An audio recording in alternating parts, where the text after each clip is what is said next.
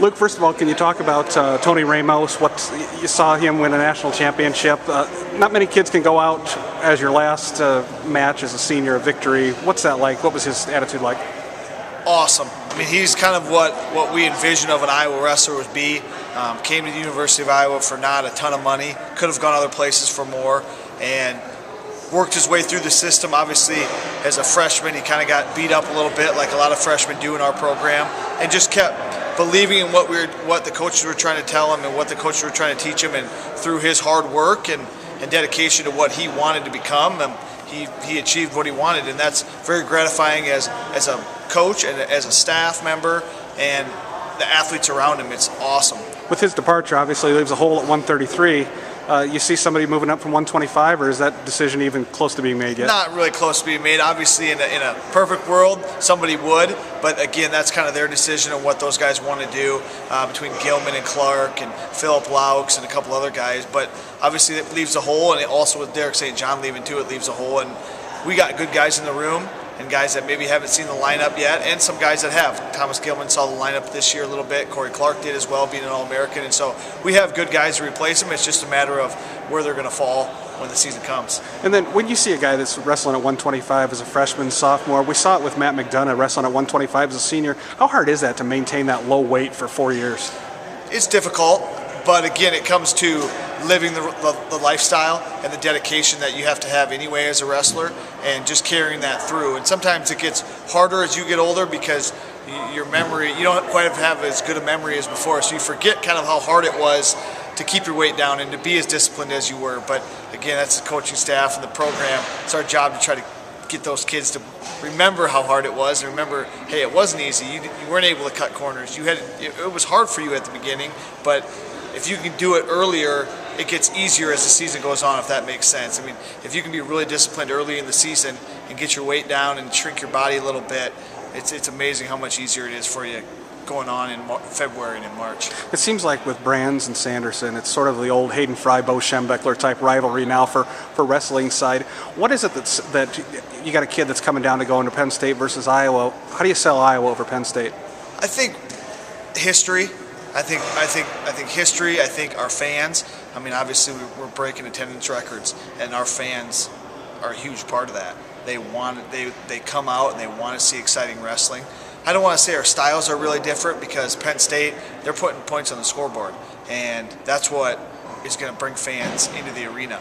But I think just our history, the amount of fan support that we have, I mean, they travel unbelievably well, and that's what we have for us. And our facilities and our coaching staff, I mean, I think we have the best coaching staff in the country. And I'm biased, of course, but I mean, I don't know how many coaching staffs have Olympic champions and world champions and national champions on their staff every day. And then, you know, our club and having Metcalf and Ramos wrestling and St. John wrestling and so McDonough wrestling. So we have a pretty good product to sell in that regard. When you have kids like that you talk about the wrestling club, I don't think people understand you're not making a whole lot of money in wrestling, and you rely on the support. How do those guys live, basically, still wrestling and training for the U.S. and for the Olympics? Yeah, we have a Hawkeye Wrestling Club with the HWC, and we pay them a monthly stipend to train and their living expenses, and it's not a lot, $24,000, which, you know, isn't a lot. It's a good amount of money, but it's not enough where they're out buying new cars and, you know, buying new furniture and stuff. I mean, it's enough where they're able to live and live comfortably, but also, still stay hungry. They're not laying on the couch living high in the hog. But, you know, their job is to train and to represent themselves, represent the University of Iowa, and ultimately the country, winning world Olympic titles. And then when you see people doing that, and is that another selling point for the program, the post-Hawkeye career? For sure. It's not something that we can actively recruit with. We can't tell you, hey, you're going to be a Hawkeye Wrestling Club member, and we're going to pay you this amount of money when you're done graduating. You can't do that, but it's there, and people know it's there because McDonough's in the room every day, because Metcalf's in the room every day, and Ramos and St. John and Phil Ketty. These guys are in the room every day wrestling with our collegiate athletes, and recruits know that. They can come in and they can see McDonough and they can see those guys wrestling with our guys, and they know that it's there. And obviously Tom and Terry Brands are the epitome of what the next level is. They both are Olympic medalists, and they know how to build Olympic champions as well. Can you talk about this year's recruiting class? What you have coming in? We have a couple Minnesota guys that are gonna come in. Seth Gross and oh boy, this is bad.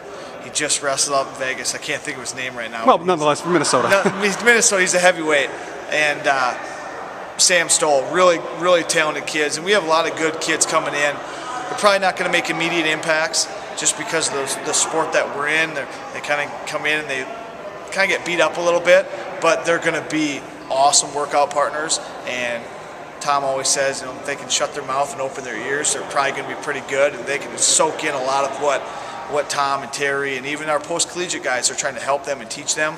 They're going to go a long ways. How do you, I mean, you've been through this before. You go from being a state champion or wrestling to the highest level in high school to coming in and being a nobody in the wrestling room. How do you mentally prepare for that, or is it just do it? I think it's a little bit of your upbringing. I think along the way, no matter what level you reached in high school, there was a point in time where you got beat or you were the low man on the totem pole, whether it was when you were an 8th grader, like in Minnesota. I'm from Minnesota, so it was in 7th and 8th grade, you could wrestle in the high school room. You're always going to be the low man on the totem pole, probably at some point in your career, and remembering that and remembering how hard you had to work is unbelievably important when you get to college, because there's always going to be someone there that's going to be able to beat you. And that's why the post-collegiate guys are so important. You know, you got Corey Clark, who was an All-American this year, and now he's going to be able to wrestle with Tony Ramos. He's going to be able to wrestle with Matt McDonough, guys that, yeah, he can beat on a given day, but more often than not, those guys are probably right now are on a different level than him, and so he has something to aspire to and someone to kind of put the knot in his head maybe when he gets a little too big for his britches kind of thing. So it's good, but it's just, again, just getting through that adversity and being tough-minded, knowing that what you're going through is making you tougher. Last year's non-conference matchup with Penn State, is that kind of a way to show the Big Ten you could take us off each other's schedule, but we're going to still wrestle? Yeah, I think it's just important. I think it's important for our fans, for wrestling in general, to have two powerhouse universities or wrestling programs wrestling each other no matter what. Hey, we're just going to get it done because we know that it's important for the sport and it's important for our fans as well. They wanted to see a good dual meet, and we were able to bring them to Carver, and that's what our fans want. Obviously, we want a different outcome both in that dual meet and at the end of the year, but you have to wrestle the best competition in order to be the best, and so that was important for us. All right.